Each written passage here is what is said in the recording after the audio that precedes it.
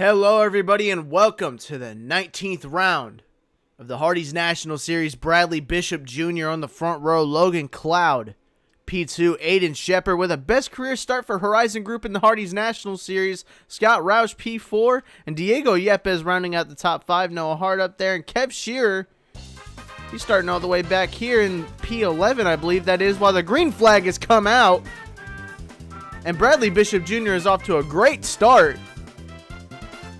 He's just going to start pulling away from everybody already. Aiden Shepard getting a great run following his Dodge teammate into turn 1. And he's already trying to go down the inside. Aiden Shepard making a move for himself. He's going right down the inside of Bradley Bishop Jr. on the first lap of the race. BBJ's teammate Sean Angel and Kev Shearer working together to get to the front. This track races a lot like a combination of Michigan and Daytona, because this track is so incredibly quick and you barely have to lift off the gas. And these guys really have a hard time in the long runs getting a handle of their cars, but in the first half of this run, this place is basically Daytona 2.0 as Sean Angel taking the lead from Aiden Shepard on lap number 2 going into turn 3. Bobo Jones making it 3 wide for third place. It's a lot of threes right there. And Bobo's going to make it stick with his teammate following right behind him. Corey Williams, Will Goss, Jack Porkins entering the top 10. Well, Williams actually, looking at the ticker now, he was in the top 10 but trying to enter the top 5. Regardless, Corey Williams trying to make a move for himself. And there, 4 wide going into turn number 1. Will Goss down the inside trying to make it stick. Trying to make it up into 5th place, making it 3 wide on the next 2 cars on his outside, using the inside line to his advantage, and oh, they're wrecking! Porkins and Miller just wrecking down the backstretch, if I can even get a freaking look at it. And we're going to have to go take a look at what just happened there, because that was a really, really sudden crash. There's not very many good angles of this incident, but they were 4 wide, and Srigley was pinching up into the 41, and the 90 just got kind of caught in the middle of the 45 coming down at the same time. BBJ, he's going to hit the wall a bit, but he did not, I believe, spin out. He saves this car, but the 41 and 18 do not. Miller, one of those guys outside the top 30 right now, not needing an accident, but luckily this track is very easy to make up ground at, as these two are just sliding on the apron. And yeah, you know, this place is very, very tough to even get around on the first few laps with new tires, let alone old tires. So I'm not surprised that the 18 and the 41 got into an early wreck there, because these guys get into really, really racy circumstances, and it causes an accidents like this. But just glad it wasn't bigger than what it could have been, because that could have been a very, very big accident. After pit stops, a few cars did stay out, and that means the whole entire top 4 basically stayed out, and everyone behind them is what came, or who came out in the pits where, if that makes any sense. The 19, oh my gosh, the 86, where is he coming from? I think he's like a lap down or something, but the green flag is out. The 86 is just kind of flying by everybody right now, and the 51 and 94 are pulling ahead. I'm not sure how much staying out is going to work here at Texas World, but it could be a viable strategy for sure, because the 51, the 94, the 28, and the 37 will have to pit. As I don't know why some of these guys have damage. Sometimes there are glitches, but this could also just be real damage. I'm not sure where it even came from.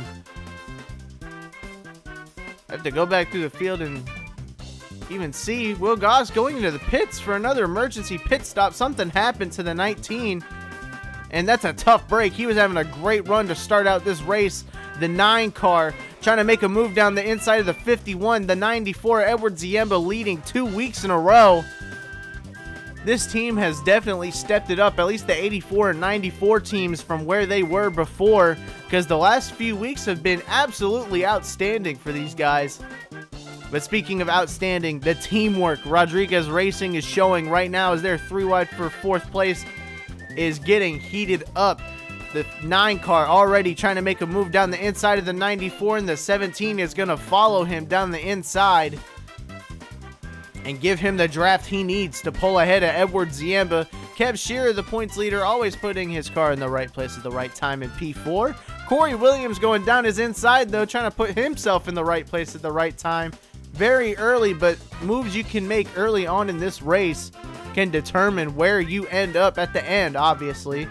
And these guys like to make it up through the pack very, very early. What in the world is going on? Matt DeLeo is having a major issue. He might have a flat tire. He's pulled off of the racetrack. A lot of guys coming down pit road one more time. Something must have not went right for a lot of guys down there. And multiple drivers, including Joseph Strigley, have damage, but apart from the 16, nobody has hood damage. I would imagine that's who hit him because we missed that under caution. BBJ having damage from the last wreck. Shade Eves trying to make a move 3 wide on the damaged cars. Cole Baker sitting up here with the 39, 37, 05, 60, and the 41 in this pack. His teammate making it 3 wide on him, making an audacious move down the inside. And that was a great pass for what I believe to be 23rd place, 22nd place. Either way you flip it, it was a pass on the racetrack in the middle of the 20s. As Shade Eves is trying to make his way up through the pack following Tyler Commons. He's got Turner Performance Racing engine, so unsurprisingly, he is in this race and doing very well. The 7 trying to make it 3 wide because he just has a better car.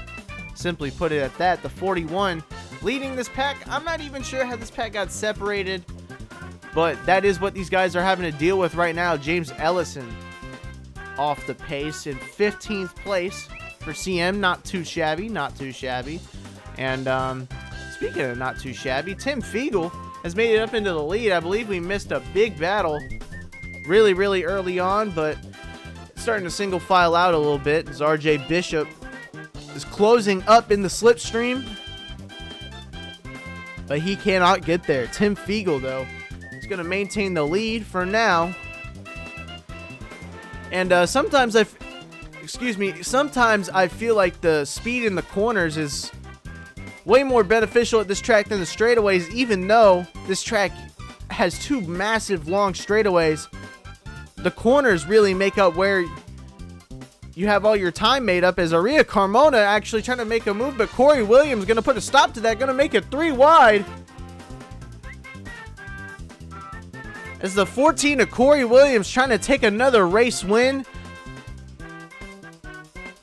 Making it 3 wide for the Curtis Racing number 14. Second place, putting these two rookies in their place, to be honest. Corey's been here about longer than anybody else in the series.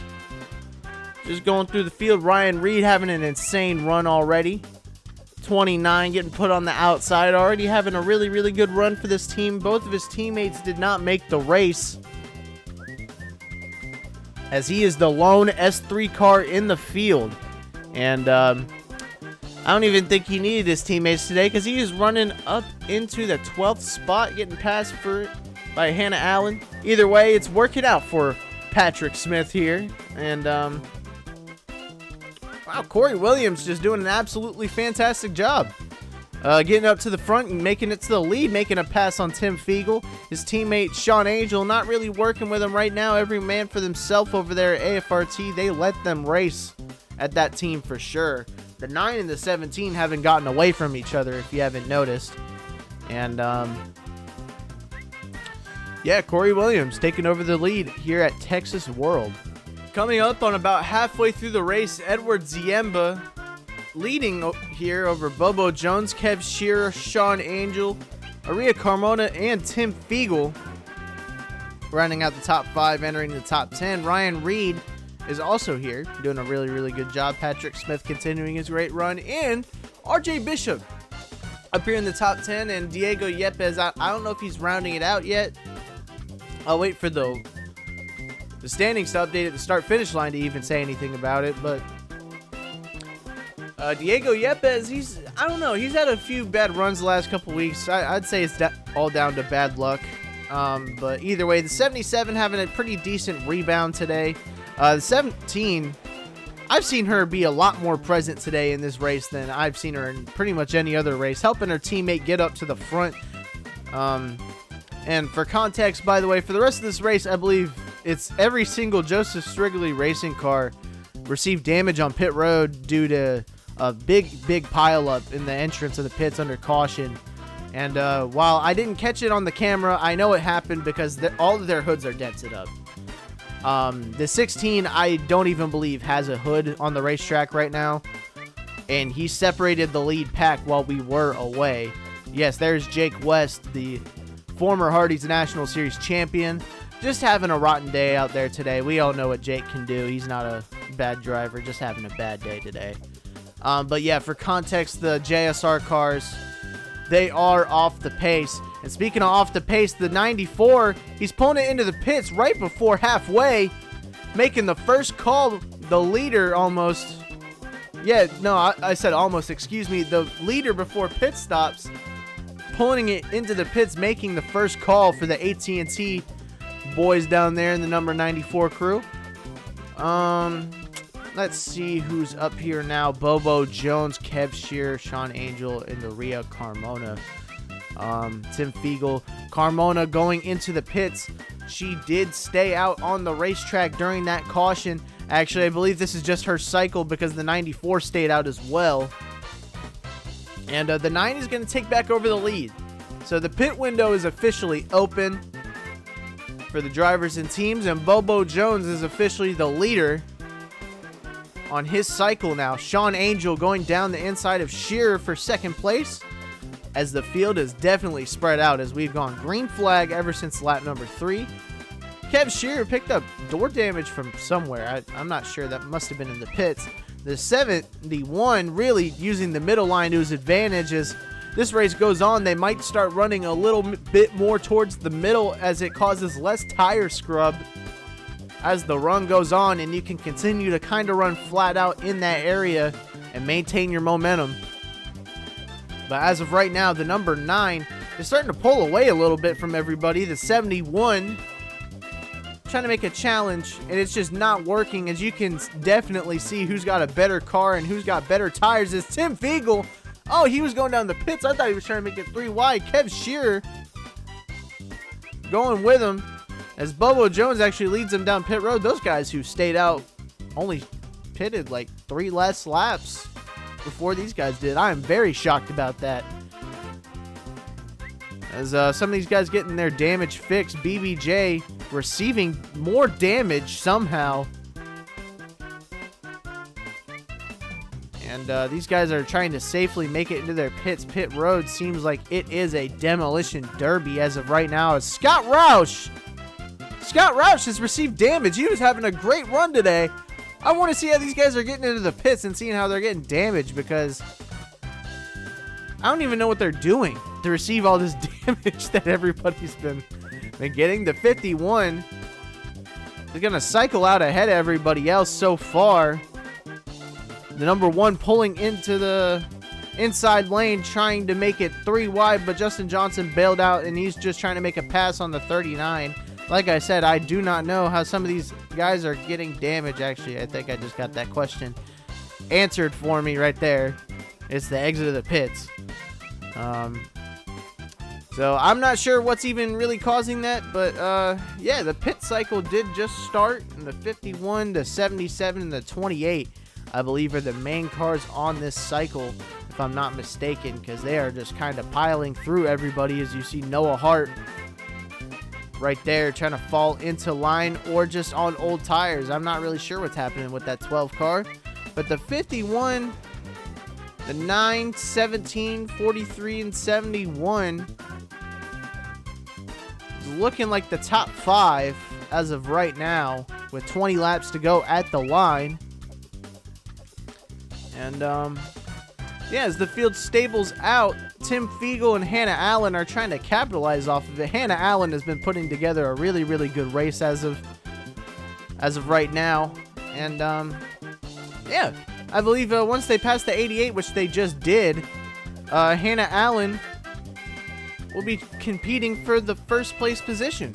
And RJ Bishop is going to keep the lead. Tim Fiegel is running in the top 5, trying to make another move down the inside of the 17.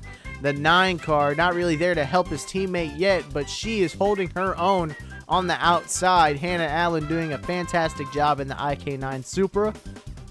And speaking of someone doing a great job, RJ Bishop doing a great job in the 71, and I think that's a cue for me to cut a little bit because I'm starting to get a little bit tired talking about this. So yeah, I'll see you in a couple laps. And 43, maybe he might make a move, who knows. Coming to 10 laps to go, RJ Bishop continuing to lead over the field. Hannah Allen holding off Tim Fiegel. She's been holding him off for the last 5-6 laps. It's pretty hard to tell if anybody else is going to get up to them because the 41, 51, and the 25 have been getting held up by lap cars every 2 laps, it seems like, and they fell away from the leaders. So it's just a 3-car battle with 10 laps to go. The 43 making a move on the 17, but these two have just been continuously passing each other, making it very, very easy for RJ Bishop to keep to himself and kind of pull away. But either way, Hannah Allen trying to make a charge at this thing. She's got a damage glitch on her back end. She doesn't have any actual damage. And speaking of someone who has actual damage, Will Goss, he's had a problem under the hood since the drop of the green flag, and I didn't even realize that this was a problem until I checked. Because he just didn't fire off good. He really didn't fire off good, and he pulled into the pits in extra time after that caution and got his service, but it was not enough to keep that car on the lead lap or in the top 10, or let alone anywhere even close to being competitive today.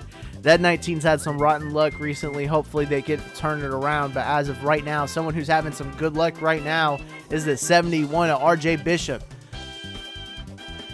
because he got really, really lucky with the 43 hound dogging that 17, and the 17 having enough pace to defend on her, or defend on him, excuse me, I'm getting them mixed up.